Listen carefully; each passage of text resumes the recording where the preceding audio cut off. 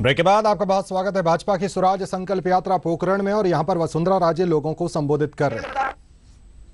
विधायक बाबू सिंह जी और शंकर सिंह जी और नगर पालिका के चेयरमैन साहब और इधर उपस्थित इतनी अच्छी संख्या में सब मेरी माताएं बहनें, मेरे सब बुजुर्गगण और भाइयों, आपको प्रणाम।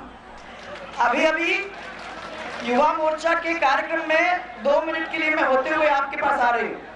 युवा मोर्चा ने अटल बिहारी वाजपेयी जी की याद हम सबको दिलाई। अटल जी की जोरदार तस्वीरें मेरे को देखने को मिली और पोखरण के मैं समझती हूँ कि जसवंत सिंह साहब भी बैठे हुए हैं मंच पर। आज उनको भी हमको भी वो दिन याद आए जब अटल बिहारी वाजपेयी जी ने इस देश के गौरव को दुनिया के अंदर फैलाने का काम इस पोखरण से किया था। वो याद हमको आज आप सबको देख के हो रही है। ये बहुत अच्छी बात है कि छठा नहीं, हाँ, ये आखिरी चरण है मेरा और आखिरी चरण की शुरुआत भी पोखरण जैसी जगह से हो, ये अपने आप में एक बहुत बड़ी बात। और यहां से शुरू करके मैं तो विश्वास करती हूँ उस लड़ाई के अंदर हम लोगों ने पूरे देश के अंदर भारत का परचम फहराया। ऐसे ही इस लड़ाई के अंदर भी हम भारतीय जनता पार्टी का परचम फहराने में इस पोखरण से जो शुरुआत की है उसमें कमी नहीं छोड़ेंगे। आप लोग सबका हमारा साथ है, इसलिए मुझे विश्वास है कि आने वाले समय के अंदर हम लोग सब मिलकर राजस्थान के ऊपर राज करने का काम करेंगे और नया राजस्थान बनाने में सफल बनेंगे। मैंने सबको ये कहा कि 65 साल हम लोगों ने देख लिया राज इस कांग्रेस का, उधर नरेंद्र मोदी जी का अपन ने देख लिया 15 साल के अंदर उन्होंने कैसा गुजरात बनाया, उधर शिवराज जी को देखा कैसा मध्य प्रदेश बनाया और उन्होंने 10 और 15 साल के अंदर यह काम कर लिया। या राजस्थान के अंदर 53 साल हमने कांग्रेस को दिया और कांग्रेस की क्या हालत है जरा दिखाओ मेरे को। क्या आप लोग सब जानते हो कि पोखरण ही नहीं, जहां जहां मैं राजस्थान में गई हूं वो हमारी मूलभूत सुविधा ही हमको आप नहीं मिलती है। आज मैं पूछना चाहती हूँ कि पोखरण फलसूल की क्या स्थिति है, कोई जानता है? पोखरण फलसूल से आप लोग सबको पानी मिलना चाहिए था, क्या पोखरण शहर के अंदर पानी आ गया? आ गया? क्या बात कर रहे हो आप? 1454 रुपए, 1454 करोड़ रुपए और इसमें 3 शहर, 580 गांव और 3200 ढाणी। और वर्ष 2005 में 29 मार्च को हमने शुरू किया था, आपको याद है?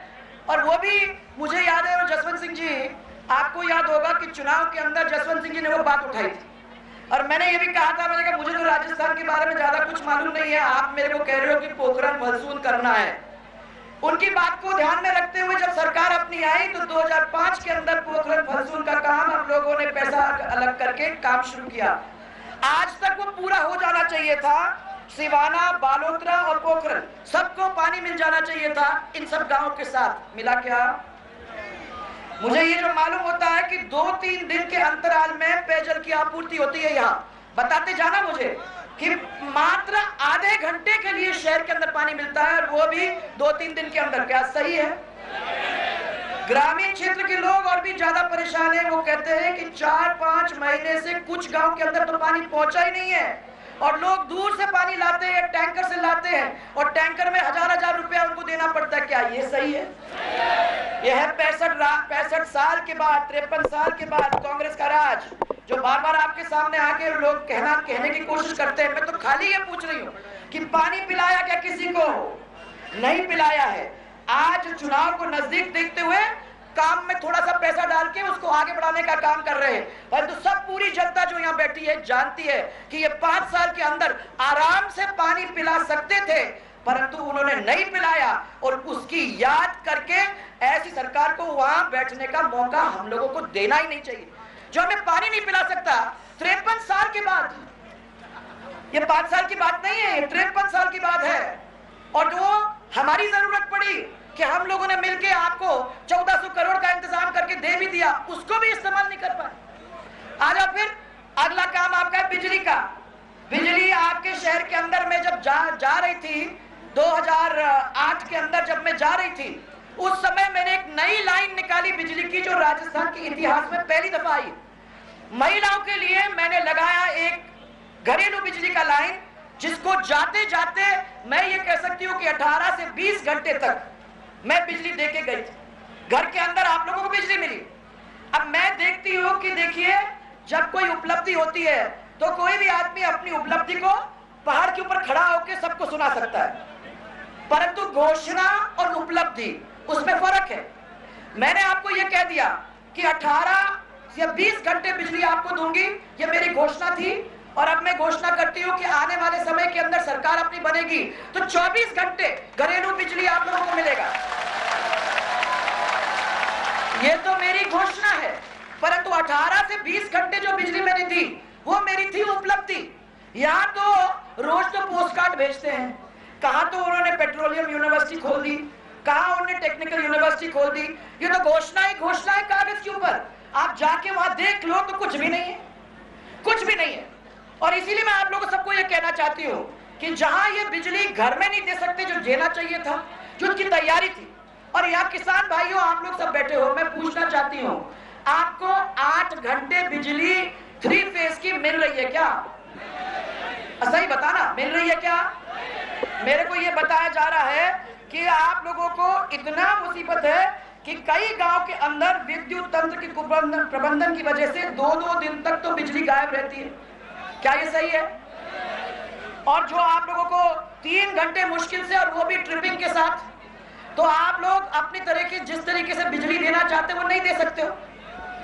और डिमांड नोटिस जमा करने के बाद भी हजारों की संख्या में लोगों ने किया है, पर उनको अभी तक बिजली नहीं मिली। मिली क्या? कितने सारे लोगों ने डिमांड नोट जमा किया है पर नहीं मिली। ढाणी में बिजली के कनेक्शन के आवेदन 3 साल से लाल बस्तों के अंदर बंद है।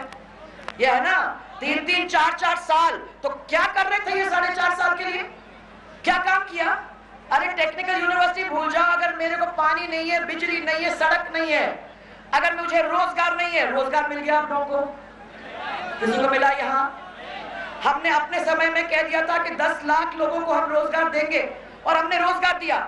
यहाँ उनके कागज पढ़ लो तो ये कह रहे हैं कि हमने लोगों को रोजगार दिया, हमने लोगों को टीचर बनाया, हमने लोगों को डॉक्टर बनाया। अरे है कोई यहाँ, है कोई जो टीचर या डॉक्टर बना?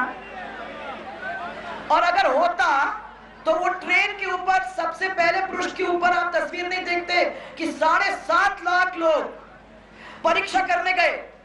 2000 पटवारी के पोस्ट के लिए 12 लाख लोगों ने आवेदन किया और 7.5 लाख ने परीक्षा दी। अगर सब लोगों को नौकरी मिल रही होती तो ये स्थिति आपको देखने को मिलती क्या? और हमारे बच्चों को आजकल ये टेट से डरा के रखा हुआ है कि टेट की परीक्षा आपको करनी पड़ेगी, और टेट की परीक्षा नहीं करोगे तो फिर आप लोग कहीं पास नहीं हो सकते हो, और इसीलिए हमारे बहुत सारे संख्या में बच्चों को नौकरी नहीं मिलेगी। उसका प्रबंध मैंने कर दिया है, और मैं आप लोगों को कह सकती हूँ सरकार अपनी आएगी तो आरपीएससी के द्वारा जिस तरीके से हम लोगों ने पहले व्यवस्था बना के रखी थी, उसी तरीके से आप लोगों को व्यवस्था बना के उतनी संख्या में लोगों को नौकरी देने का हम लोग काम करेंगे। कि आपको चिंता करने की जरूरत नहीं है, चिंता करने की जरूरत नहीं है। अब आपके राजकीय अस्पताल पे मैं आती हूँ। मुझे ये बताओ कि मेरे को ये बताया जा रहा है कि एनेस्थीसिया, नेत्र, अस्थि रोग, इन सब विशेषज्ञों के पोस्ट खाली पड़े हैं। क्या सही है? नर्सिंग स्टाफ की कमी है, मुफ्त जांच की सुविधा, अगर डॉक्टर ही नहीं है, नर्स नहीं है, तो मुफ्त जांच कहां से हो रही है? हो रही क्या आपकी? मुफ्त दवाई मिल रही है क्या? जब डॉक्टर नहीं है तो कहां से मिलेगी? ये तो आपकी स्थिति है। और मैं सब लोगों को कहना चाहती हूँ कि वो मुफ्त दवाई के लिए लंबी लंबी कतारें खड़ी हो जाती हैं, और वो लंबी लाइन के अंदर बेचारे खड़े हो घंटों निकालने पर उनका काम होता है क्या? नहीं होता है। मैं इसलिए अध्यापकों को स्कूल के अंदर, आज स्कूल बंद हो रहे हैं, जहां जहां ढाणियां हैं, हमने चला के स्कूल खोले थे, और इसीलिए खोले थे ये कह के कि बच्चे आ नहीं पा रहे हैं शहरों के अंदर, तो ढाणियों के अंदर ही स्कूल और ढाणियों के अंदर ही टीचर अपन लगाएंगे। ये पहली सरकार है जिसने ढाणियों के अंदर के स्कूल को बंद करने का काम किया है, और जहां टीचर है वहां बच्चे नहीं, जहां बच्चे हैं वहां टीचर नहीं। और इतने सारे स्कूल हैं जिनके अंदर टीचर की व्यवस्था ही नहीं है। क्या आपके क्षेत्र के अंदर भी यही है? कांग्रेस के राज में पोखरण के अंदर एक भी नई सड़क बनी क्या? पुरानी सड़क की मरम्मत हुई क्या? नरेगा के काम हुए क्या? नरेगा के अंदर 13,000 करोड़ रुपए तो खा गए और कोई काम नहीं चालू कर रहे हैं। और अभी भी मैं आप लोगों को ये कहना चाहती हूँ कि न पानी, न बिजली, न सड़क, न रोजगार, न टीचर, न डॉक्टर। तो 4.5 साल क्या किए और 53 साल क्या किए? जो सरकार हमारी इतनी भी नहीं देख सकता है, क्या उसको उस कुर्सी पे बैठने का हक है? अब आप लोग देखो, आप आजकल बाड़मेर का जो इलाका और जैसलमेर का इलाका और बीकानेर का इलाका अखबारों में फ्रंट पेज पे आ रहा है। क्यों? कोई अच्छी बात नहीं है। ये बताया हमको कि पेट्रोलियम की रिफाइनरी आ रही, बड़ी खुशी की बात है। परंतु आपको सबको मालूम है कि अगर आपकी सरकारी जमीन पड़ी हुई थी और वो पचपदरा में, मैं बुनियादी में उसमें नहीं जा रही हूँ, मैं तो सिर्फ ये पूछना चाह रही हूँ कि अगर आप रिफाइनरी ला रहे थे तो आपने उसका इंतजाम पहले क्यों नहीं किया? पहले बाड़मेर में ले जाके वहां जमीन का सौदा किया और जोर से घोटाले किए। किसी भी गरीब के पास तो जमीन नहीं आई, परंतु इन बड़े बड़े लोगों ने, इन मंत्रियों ने जमीन का घोटाला कर करके सस्ती दाम पे खरीदा और बहुत ऊंचे दाम के ऊपर बेच के और बहुत सारा पैसा बनाया। ये सब लोग जानते हैं। यहाँ तक कि गरीब आदमी, कहीं एससी के लोग भी, उनको यही नहीं मालूम है कि हमारे नाम के ऊपर जमीन किसी ने कर दी है। और जब ये पचपदरा को शिफ्ट हुआ तो 6 महीने पहले पचपदरा के आसपास की जमीन के अंदर भी खरीद फरोख्त होने का काम चालू हो गया। इसका मतलब क्या हुआ? जोरदार धंधा। इसके पहले रॉबर्ट वाड्रा आए, ये देश के, आप जानते हो, बहुत बड़े व्यक्ति है, देश के दामाद कहलाए जाते हैं। रॉबर्ट वाड्रा ने आके करीबन 10,000 बीघा जमीन के ऊपर खेल करके छोड़ दिया। ये पूरे इलाके के अंदर इन्होंने जमीन खरीदी सस्ते में और बहुत ऊंचे में बेच के छोड़ दिया। और मुख्यमंत्री कहता है कि मैं तो जानता ही नहीं हूं कि कौन है रॉबर्ट वाड्रा, मैं जानता नहीं हूं कि वो यहाँ आया, मैं जानता नहीं हूं कि उसने पैसा खाया, मैं कुछ नहीं जानता हूं। तो फिर वो मुख्यमंत्री क्यों बैठे हुए? अगर इतना ही नहीं मालूम कि इतने बड़े बड़े घोटाले अपने प्रदेश के अंदर हो रहे हैं जिसमें वो खुद शामिल है, तो फिर मैं समझती हूँ कि उनको कुर्सी पे बैठने का मौका नहीं होना चाहिए। अब आइए आप रिफाइनरी पे। बड़ी खुशी की बात है कि एक बहुत बड़ी रिफाइनरी राजस्थान के अंदर आ रही है, परंतु बठिंडा के अंदर और बड़ौदा के अंदर जब रिफाइनरी लगी तो सबसे ज्यादा पैसा उसमें केंद्र का पैसा लगा। ये पहला प्रदेश है जिसके रिफाइनरी के अंदर खुद प्रदेश का पैसा लग रहा है। आपकी जमीन, आपका पैसा और बाहर की कंपनी के पूरे शेयर। आपको तो ये पूरी कंपनी अपने हाथ में रख लेनी चाहिए थी। बाहर का आदमी आता तो वो थोड़ा सा ले जाता। तो राजस्थान को क्या मिला? राजस्थान के लोगों को क्या मिला? पूरा बाड़मेर, पचपदरा, पूरा इलाका बिक गया। एक एक नहीं, 2-2 बार बिक गया। लोगों ने पैसे बना लिए। क्या ऐसे खाऊ लोगों को, ऐसे लोगों को हम लोग राज करने का मौका देंगे क्या? बताओ मुझे। मैं आप लोगों से हाथ जोड़ती हूँ, एक नया राजस्थान हमको बनाना है। उस नए राजस्थान को बनाने के लिए हम सबको जुड़ना है। मेरी तरफ मत देखना, एक अकेला व्यक्ति वो काम नहीं कर सकता है, परंतु हम सब मिलके वो कर सकते हैं।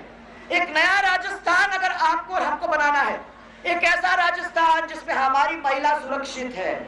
आज माताएं बहनें, क्या इज्जत रोड के ऊपर, सड़क के ऊपर हमारी बिक रही है, क्या हालत है महिलाओं की। हम चाहते हैं कि हमारे नए राजस्थान के अंदर हमारी महिला पैरों पे खड़े हो जाए।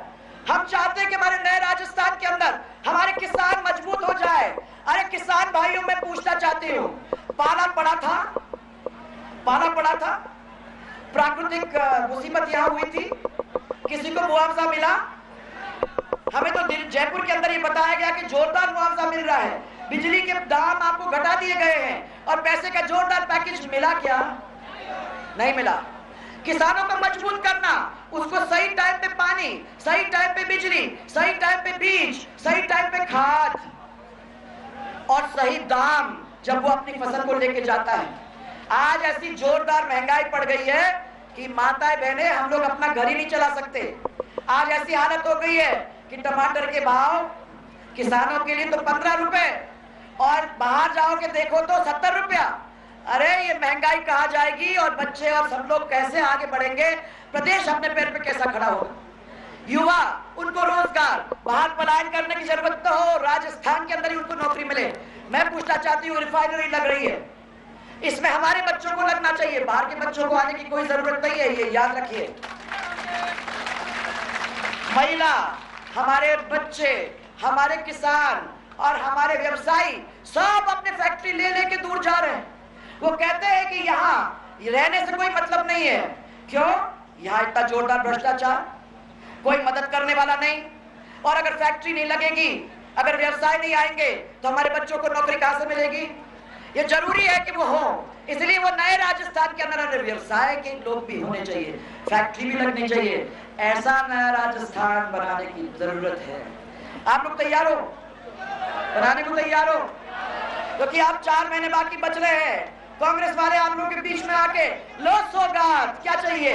साइकिल, साइकिल के एवज में पैसे, लैपटॉप, लैपटॉप के एवज में पैसे, चावल, उसके एवज में पैसे।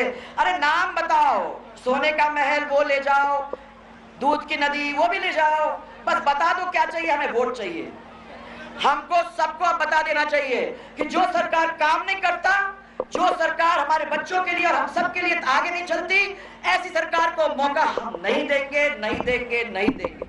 तैयार हो? डराएंगे, धमकाएंगे।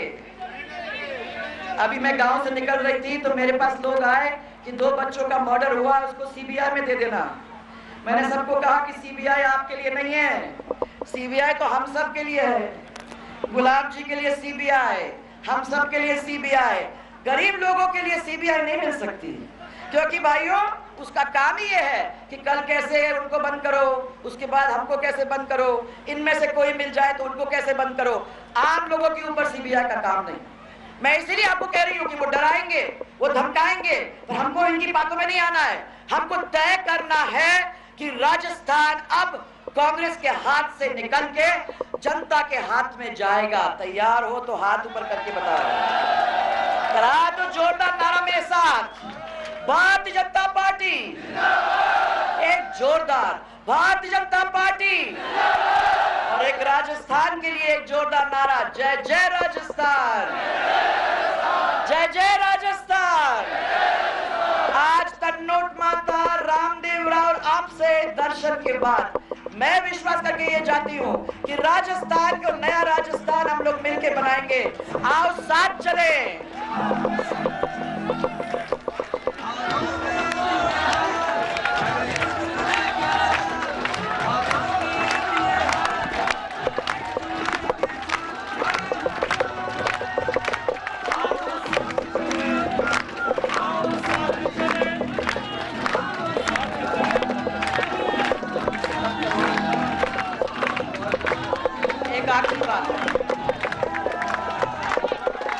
एक आखिरी बात, ये आप और हम नहीं, अब ये कोशिश करेंगे कि जातियों का झगड़ा, मजहब का झगड़ा, क्योंकि वोट लेना है। मैं आप सबको ये कहना चाहती हूँ कि 36 के 36 कौम और सब मजहब साथ चल के नया राजस्थान बनाएंगे। मंजूर?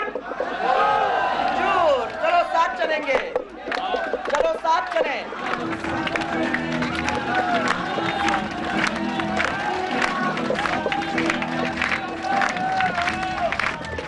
सबको बहुत सारा प्यार, बहुत सारा प्यार।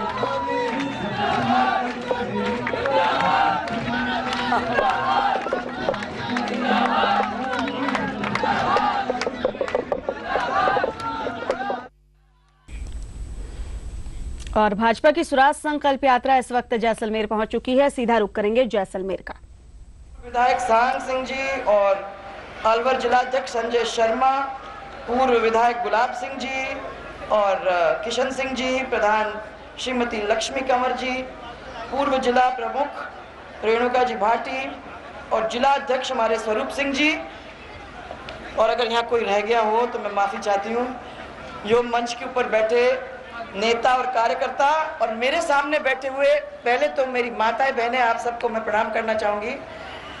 बहुत अच्छा लगता है जब आप लोग दिखाई देती हो संख्या में, और इसीलिए आज आप लोग सब यहाँ हो और आपके साथ साथ आप सब लोग यहाँ बैठे हो। सबसे पहले आप लोग सबको बहुत बहुत धन्यवाद और बहुत सारा प्यार के साथ शुरू करना चाहूँगी। आज मेरा बहुत अच्छा दिन है। शुरुआत हुई है तन्नोट, फिर रामदेवरा, फिर पोखरण की सब जनता, और फिर अब आप लोग सब के साथ देवी देवता और आप सबके दर्शन करके आज तो बहुत अच्छा दिन निकला और मुझे बड़ी खुशी है कि जैसलमेर के सुंदर शहर के अंदर आप लोगों के बीच में आने का ये पहले दिन ही मुझे मौका मिल गया। इतनी तो खुशी है, परंतु दुख भी इस बात का है कि 4-4.5 साल पहले आपको छोड़ के गई और मुझे लगा कि इतने सारे काम चालू कर दिए थे कि अगर वो काम भी अगली आने वाली सरकार उसको आगे ले जाती तो हो सकता है कि ये 4.5-5 साल के अंदर बहुत सारे काम आपके क्षेत्र के अंदर हो जाते और उसकी वजह से यहाँ की जनता भी अच्छी तरह से खुश हो जाती। अब मैं देख रही थी, क्योंकि मैंने याद है महाराज आप यहाँ बैठे हुए, आपके आश्रम के बिल्कुल बाहर अपन ने बाड़मेर योजना चालू की थी। उस बाड़मेर योजना के अंदर 688 करोड़, बहुत बड़ी स्कीम महाराज, और वो 688 करोड़ 2 जनवरी 2007 सिटी और 691 गांव और जैसलमेर के साथ 113 गांव का काम अपन ने चालू वहां किया था। इसमें आर्मी, एयरफोर्स और बीएसएफ के लोगों को भी पानी मिलना था, परंतु मैं देख रही हूँ सबसे पता किया कि वहां तो आया ही नहीं और बाड़मेर और जैसलमेर के गांव तो पूरी तरह से प्यासे रह गए। शहर के अंदर तो फिर भी थोड़ा सा पानी आ जाता है और वो मैं देख रही थी कि ये इंदिरा गांधी नहर से आप लोगों के पास पानी आता है, परंतु पर्याप्त नहीं है। सब लोग ये चिल्ला के कह रहे हैं कि जितना पानी आना चाहिए इस क्षेत्र के अंदर उतना पानी नहीं आ रहा है और शहर के अंदर अगर थोड़ा आ भी जाता है तो जनता गांव की तो पूरी तरह से वंचित है। मैं अभी पूरे उस रोड से जहां से मैं आ रही हूँ, जहां जहां जनता मिली है, सब जनता ने सबसे पहले मेरे को पानी की आवाज उठाई। सब लोगों ने मेरे को यही कहा कि आप पानी का पहले इंतजाम करिए। किन्हीं ने यह कहा कि हम लोगों ने आपके द्वारा दी गई स्कीम से टंकियां बना ली और बस खाली नलके जोड़ने का और पाइप जोड़ने की बात थी और वो भी इस सरकार ने नहीं किया, वो स्कीम वैसे के वैसे खत्म हो गई। किन्हीं लोगों ने बोला कि हमने टंकियां बना दी और टंकी के अंदर आज दिन तक पानी नहीं भर पाई है इस सरकार।